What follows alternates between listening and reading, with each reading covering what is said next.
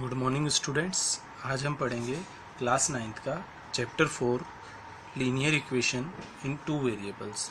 अब हम इससे पहले जो क्लासेस थी आपकी 8th 7th में पढ़ चुके हैं लीनियर इक्वेशन, ये हम पढ़ चुके हैं, लेकिन वहाँ पर था वन वेरिएबल और यहाँ पर है आपका टू वेरिएबल। तो हम सबसे पहले देखते हैं ये जो लीनियर इक्वेशन होता क्या है, उसके बाद हम देखेंगे टू वेरिएबल्स के इसमें लीनियर इक्वेशंस को कैसे बनाना होती है, लीनियर इक्वेशंस का आइडियल फॉर्म क्या होता है और लीनियर इक्वेशंस को कैसे सॉल्व करते हैं और लीनियर इक्वेशन से ग्राफ कैसे बनेंगे। ये सारा आपका जो चैप्टर 4 कवर करेगा। तो सबसे पहले हम देख लेते हैं लीनियर इक्वेशन क्या होता है। स्टूडेंट्स, पहले हम देखते हैं इक्वेशन क्या होता है। इक्वेशन वो होता है जहाँ पर इक्वल साइन होता है। तो जैसे आपको कुछ गिवन हो x इक्वस टू, जैसे आपको कुछ गिवन है x इक्वस टू क्या हो गया आपका 0, तो यहाँ पर आपको इक्वल साइन गिवन है, दैट मीन्स ये आपका इक्वेशन हो सकता है। अब लीनियर इक्वेशन क्या होता है, जो वेरिएबल्स होते हैं, वेरिएबल्स जो होते हैं वो आपके या तो होते हैं x होगा, y होगा या z होगा, या अल्फ़ाबेट में से उस समय आपको जो भी p q r ऐसा कुछ भी, या a b c कुछ भी एक ऐसा वेरिएबल आपको दिया हुआ होगा और उसका जो एक्सपोनेंट होगा, जैसे इसका एक्सपोनेंट क्या हो गया 1। अब ऐसे ये x एक वेरिएबल है, इसी के साथ अगर एक और वेरिएबल y दे दिया है, मतलब दोनों वेरिएबल को प्लस कर दिया और दोनों की पावर क्या है यहाँ पर 1 है, और ये किसके इक्वल है, मान लेते हैं 6 के इक्वल है। तो ये हो गया आपका पेयर, ये हो गया आपका टू वेरिएबल। तो एक वेरिएबल हो गया x, सेकेंड वेरिएबल हो गया y। अब होता है लीनियर इक्वेशन। लीनियर इक्वेशन वो होता है जो वेरिएबल की पावर क्या होती है 1 होती है। तो यहाँ दोनों में वेरिएबल की पावर क्या है 1 है, इसलिए हम इसे बोलेंगे लीनियर इक्वेशन। अब टू वेरिएबल मतलब एक x है और दूसरा y है। अब ये होता है linear equation in two variables. अब हम देखते हैं लीनियर इक्वेशन टू वेरिएबल का जो एक्चुअल फॉर्म होता है, आपको किस फॉर्म में इक्वेशन मिलेगी और किस फॉर्म में आपको इक्वेशन को अरेंज करना है। वो फॉर्म होता है आपका ax plus b y plus c is equals to 0। यहाँ पर a और b जो है आपके होंगे कोफिशिएंट होंगे x और y के, और c होगा आपका कांस्टेंट टर्म।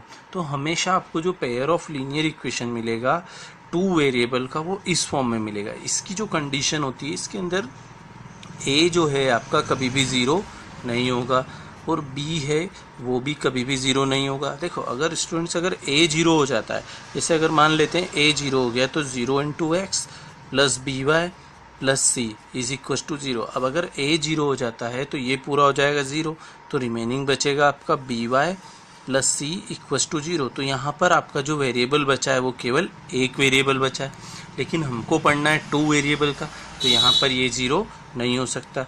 ऐसे ही बी भी 0 नहीं हो सकता, लेकिन सी आपका स्टूडेंट 0 हो सकता है। तो ये होता है हमारा लीनियर इक्वेशन का जो आइडियल फॉर्म होता है वो। तो हमें अगर क्वेश्चन में गिवन होगा तो हम सबको इस फॉर्म में लेके आना और फिर हमें उसको कंपेयर करना होगा। तो हम उसका एक एग्जांपल देख लेते हैं कि हम इसको किस फॉर्म में लाएंगे। जैसे आपको गिवन हो 2x प्लस 6y प्लस 5 मान लेते हैं इज इक्वस टू 0। अब ये इसका आइडियल फॉर्म होता है, तो इसको हम इससे कंपेयर करते हैं। यहाँ पर भी x है, यहाँ पर भी x है, तो a इक्वस टू कितना हो जाएगा स्टूडेंट्स 2। अब यहाँ y है, यहाँ पर भी y है, तो b इज इक्वस टू हो जाएगा आपका 6। अब यहाँ c है और यहाँ पर भी c है, तो c इज इक्वस टू हो जाएगा आपका 5। ऐसे हमें जो आइडियल इक्वेशन होती है उससे इसको कंपेयर करना होता है। अब हम देखते हैं कि आपके जो सिलेबस में है और एक टाइप के और क्वेश्चन पूछे जाते हैं। अब सबसे पहले हमको जैसे एक इक्वेशन दे दी, इक्वेशन दिया है 2x equals to 6y minus 5। अब हमको बोलेगा क्वेश्चन में सबसे पहले आप इस इक्वेशन को, इसका जो आइडियल फॉर्म है, कौन सा फॉर्म होता है ideal form, ax plus b y plus c is equals to 0, इस फॉर्म में अरेंज करो। और उसके बाद इस फॉर्म में अरेंज करने के बाद ए बी और सी की क्या वैल्यू होगी वो बताना है। तो हम देखते हैं सबसे पहले इसको इस फॉर्म में अरेंज करते हैं। तो हमको इस फॉर्म में अरेंज करने के लिए RHS साइड पे क्या चाहिए 0। तो जितनी भी टर्म्स आपको RHS साइड पे दी है सबको हम LHS साइड पे लेके आएंगे। तो 2x तो आपका पहले से LHS साइड पर है, प्लस का 6 है, लेफ्ट हैंड साइड आएगा, माइनस का हो जाएगा, माइनस का 5 है, राइट हैंड साइड इधर लेफ्ट हैंड साइड पे आएगा तो प्लस का हो जाएगा और इक्वल टू में क्या आ जाएगा 0।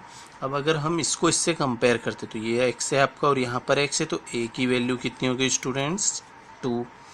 अब हम b की वैल्यू फाइंड आउट करते हैं, यहाँ पर y है तो ये b की वैल्यू यहाँ प्लस है लेकिन यहाँ माइनस है, तो कंपेयर करने पर आपका क्या आएगा, b की वैल्यू आ जाएगी माइनस का 6। अब जो रिमेनिंग टर्म होगी वो स्टूडेंट्स हो जाएगी आपकी 5। तो ये था आपका एक जो फर्स्ट पार्ट है इंट्रोडक्शन में, जो सबसे जो क्वेश्चन बनेंगे आपके एक्सरसाइज में इस टाइप के क्वेश्चन बनेंगे कि आपको इस फॉर्म में लेकर आना होगा और ए बी और सी की वैल्यू बतानी होगी। अब जो सेकंड टाइप के जो क्वेश्चन बनते हैं इसके अंदर वो होता है सॉल्यूशन ऑफ इक्वेशन। तो हमें सॉल्यूशन ऑफ इक्वेशन करना आना चाहिए। अब स्टूडेंट्स जैसे आपको क्वेश्चन आएगा right 4 solution of given equation. जैसे आपको ये गिवन इक्वेशन दिया हुआ है और इसके आपको 4 सॉल्यूशन फाइंड आउट करना। स्टूडेंट्स ये टॉपिक मोस्ट आईएमपी टॉपिक है आपका, क्लास 10th में भी आपको पूरा एक चैप्टर मिलेगा जहाँ पर आपको इक्वेशन गिवन होगी और उसके सॉल्यूशंस फाइंड आउट करना होंगे, ग्राफ बनाने होंगे। यहाँ पर ओनली आपको 1 इक्वेशन गिवन है, इसके ग्राफ बनाना है और सॉल्यूशन फाइंड आउट करना। वहाँ पर आपको पेयर ऑफ इक्वेशन मिलेगी क्लास 10th के अंदर, तो मोस्ट आईएमपी टॉपिक है, तो स्टूडेंट इसको ध्यान से समझिएगा। Right 4 solution of given equation, इस इक्वेशन के 4 सॉल्यूशन चाहिए। दैट मीन्स इसको सबसे पहले अरेंज करते हैं। तो अरेंज करने के लिए हमको सबसे पहले क्या करना होगा, किसी भी एक वेरिएबल को हमको LHS साइड पे रखना होगा, बाकी सभी को हमको RHS साइड पे ट्रांसपोज करना होगा। तो सबसे पहले हम आपकी जो मर्जी स्टूडेंट, जैसे आपको लगता है x को इधर रखना है तो आप x को इधर रख सकते हैं, आपको लगता है y को LHS साइड पे रखना है तो y को रख सकते हैं। मैं आपको इस क्वेश्चन में पहले y से सॉल्व करके दिखा देता हूँ। तो y को मैंने रखा LHS साइड पर। अब इक्वल का साइन एज इट इज़ है, 7 उधर है पहले से RHS साइड पर। अब जो प्लस का 2x है, अगर इसको राइट हैंड साइड पे ट्रांसपोज करेंगे तो ये हो जाएगा आपका माइनस का। तो हो गया आपका equation y equal to 7 minus 2x। तो सबसे पहले स्टूडेंट आपका वर्क यही होगा, किसी भी एक वेरिएबल को आपको LHS साइड पे रखना है और बाकी सबको RHS साइड पे ट्रांसपोज करना है। अब यहाँ पर ये आपकी जो इक्वेशन है ये बन चुकी है। अब इसके अंदर आप क्या करेंगे, सबसे फर्स्ट इसके 4 सॉल्यूशन चाहिए। तो सबसे फर्स्ट में x की प्लेस पर क्या रखूँगा, 0। ये भी अपनी मर्जी से आपको रखना है। मैंने जैसे 0 रखा, आपकी इच्छा है 10 रखना है तो आप 10 रख सकते हैं, आपको लगता है 5 रखना है तो आप 5 रख सकते हैं। तो मैं सबसे पहले 0 रख रहा हूँ। तो 0 रखा मैंने इस इक्वेशन के अंदर, इसको इक्वेशन 1 बोल देते हैं। इस फर्स्ट इक्वेशन में 0 रखें तो y इक्वल टू हो जाएगा आपका 7, y as it is, 7 as it is, minus भी एज इट इज़, 2 भी एज इट इज़, दोनों के बीच में कोई भी साइन नहीं है, मतलब मल्टीप्लाई का। और x की प्लेस पे मुझे क्या रखना है, 0। तो मैंने x की प्लेस पे क्या रख दिया, 0। तो आ जाएगा मेरा 7 माइनस 2 इंटू 0, 0। तो y की वैल्यू क्या आ गई स्टूडेंट्स, 7। ये मेरा फर्स्ट सॉल्यूशन आ गया। ऐसे स्टूडेंट मुझे क्या करना होंगे, 4 सॉल्यूशन फाइंड आउट करना। तो सबसे पहले अब मैं इसका सेकंड, अब स्टूडेंट्स जैसे आपकी इच्छा है कि अब 1 रख लेते हैं, पहले 0 रख लिया था, या आपकी इच्छा होती पहले 0 रखा है अब 1 रख लो, या पहले 1 रख लो अब 0 रख लो, तो इक्वेशन यही रहेगी। तो इसी इक्वेशन में अब मैं x की प्लेस पे क्या रखूँगा, 1 रखूँगा। तो ये 1 रख दिया मैंने। तो स्टूडेंट्स आपका हो जाएगा y इक्वल टू 7 माइनस 2 1 जा 2, 7 माइनस 2, तो 7 में से 2 जाएगा तो आपका आ जाएगा 5। ये हो गया आपका सेकंड सॉल्यूशन। अब हम देखते हैं इसका जो थर्ड सॉल्यूशन है। ऐसे हमको 4 सॉल्यूशन चाहिए। तो अब x की प्लेस पर मैं 2 रख देता हूँ। अब मैंने x की प्लेस पे 2 रखा तो y इक्वल टू मेरा आ जाएगा 7 माइनस 2 इंटू 2। तो मेरा इक्वेशन हो जाएगी से y इक्वल टू 7 माइनस 2 2 ज़ा 4। तो y इक्वल टू हो जाएगा 7 में से आके 4 जाएंगे तो 3 आ जाएगा। ये हो गया इसका थर्ड सॉल्यूशन। अब इसका देखते हैं हम फोर्थ सॉल्यूशन। x की प्लेस पर अब मैं 3 रख देता हूँ तो आंसर आ जाएगा y equal to 7 minus 2 into 3। तो आपकी वैल्यू आ जाएगी 7 माइनस 3 2 जा 6। तो y इक्वल टू 7 में से 6 गया 1। ये आपके 4 सॉल्यूशन आ गए। ऐसे स्टूडेंट्स आप जितने सॉल्यूशन फाइंड आउट करना चाहते हैं उतने कर सकते हैं। आपकी जो इच्छा हो आप x की वैल्यू वो रख सकते हैं। आपकी इच्छा है आपको x की वैल्यू नहीं रखना है, y की वैल्यू रखना है तो y को उधर भेज देंगे। आपको जो सही लगता है ऐसा स्टूडेंट्स आप कर सकते हैं। स्टूडेंट्स अब हम इसकी टेबल बनाएंगे। तो टेबल कैसे बनाते हैं, जैसे फर्स्ट सॉल्यूशन x की प्लेस पर आपने क्या रखा था, 0, तो x की प्लेस पे 0 रखा तो y आपको मिला था 7, तो y आ गया आपका 7। इसके बाद x की प्लेस पे स्टूडेंट्स आपने 1 रखा था तो y आया आपका 5। x की प्लेस पर आपने 2 रखा तो y आया आपका 3। अब x की प्लेस पर जब आपने 3 रखा तो y आया आपका 1। ऐसे आपने 4 सॉल्यूशन फाइंड आउट कर लिए। अब स्टूडेंट्स अगर आपने एक्सरसाइज 3.3 अच्छे से समझिए तो अब इसके लिए आप ग्राफ बनाएंगे।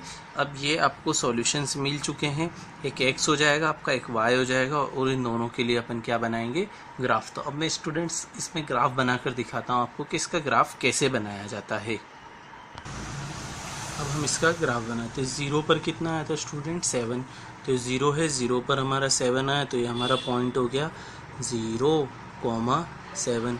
इसके बाद हमको 1 पे कितना चाहिए, 5, तो हम सबसे पहले 1 पर कितना चलेंगे, ये 5, तो ये हमारा सेकेंड हो जाएगा 1,5। इसके बाद 2 पर हमको चाहिए 3, तो हमारा 2 है, 2 पर हम चलेंगे 3, तो ये हमारा पॉइंट हो जाएगा 2,3। इसके बाद 3 पर हमको चाहिए 1, 3 पर हमको चाहिए 1, तो ये स्टूडेंट्स ये हमारा पॉइंट हो गया 3,1। अब ये जितने भी पॉइंट आए हैं इन सबको हम स्केल की हेल्प से क्या करेंगे, ज्वाइन कर लेंगे। तो अब जैसे ही हम इसको स्केल की हेल्प से क्या करेंगे, ज्वाइन कर लेंगे। तो ये होता है हमारा लीनियर इक्वेशन को सॉल्व करना और उसका ग्राफ बनाना। तो इसे हम ग्राफिकल रिप्रेजेंटेशन भी बोलते हैं लीनियर इक्वेशन को सॉल्व करने के बाद।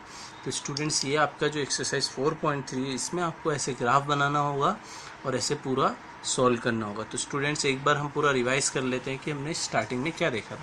तो स्टार्टिंग में सबसे पहले हमने पढ़ा था 2 वेरिएबल क्या होते हैं, और वेरिएबल का जो 2 वेरिएबल की लीनियर इक्वेशन क्या होती है ये पढ़ा था। इसके बाद हमने देखा था आइडियल इक्वेशन क्या होती है लीनियर इक्वेशन की 2 वेरिएबल की, इसमें a और b 0 नहीं होता है, c 0 हो सकता है। इसके बाद हमने एक क्वेश्चन किया था, जब ऐसा कोई क्वेश्चन गिवन होगा उससे आपको a b c की वैल्यू फाइंड आउट करना है, ये भी क्वेश्चन किया था। इसके बाद हमें सॉल्यूशन फाइंड आउट करना है, right 4 solution of the equation. तो 4 सॉल्यूशन कैसे फाइंड आउट करते हैं हम, जैसे किसी एक वेरिएबल को इधर रखेंगे, बाकी एक वेरिएबल को राइट हैंड साइड पे ट्रांसपोज करेंगे और ऐसे हम उसके क्या करेंगे 4 सॉल्यूशन फाइंड आउट करेंगे और ऐसी एक टेबल बना लेंगे। और टेबल बनाने के बाद स्टूडेंट चैप्टर 3 में जैसे आप ग्राफ बनाते हैं तो ऐसे आप क्या बनाएंगे, इसका ग्राफ बनाएंगे। जब ग्राफ बनाएंगे तो स्टूडेंट्स हमेशा आपका जो ग्राफ बनेगा एक लाइन बनेगी, सिंगल लाइन।